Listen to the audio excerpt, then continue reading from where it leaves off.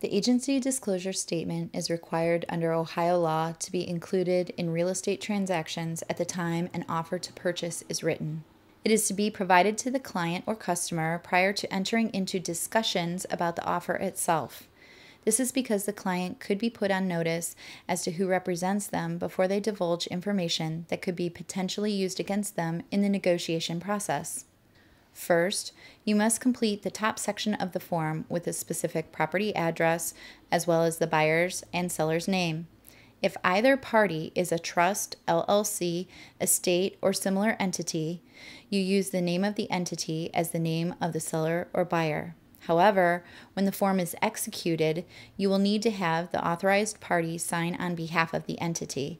This must remain consistent throughout all of your purchase paperwork.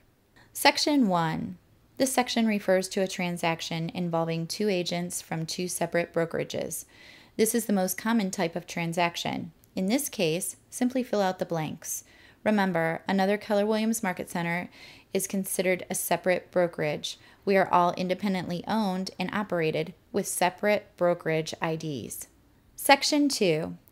This section refers to a transaction in which both agents involved are with the same brokerage. In this case, the brokerage is Keller Williams Greater Cleveland West. You will always use the first option in this section. Fill in each agent's name with the party that they represent. You will not ever use option 2 in this section, as we do not practice disclosed dual agency at the agent level.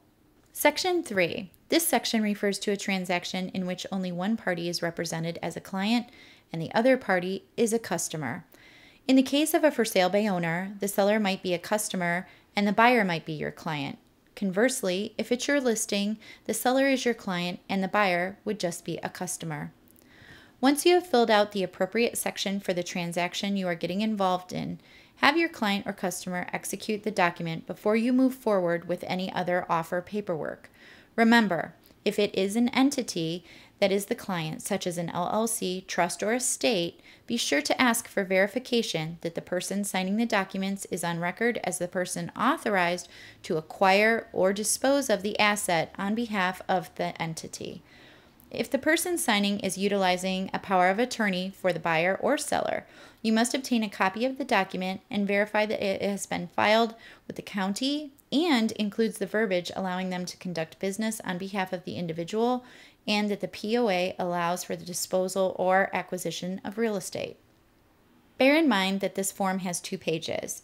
The back page explains dual agency, and although we don't practice dual agency at the agent level, you must understand that the brokers and managers of our market center do act as dual agents in transactions where the parties are both represented by Keller Williams Greater Cleveland West agents. Make sure your buyer initials the back page.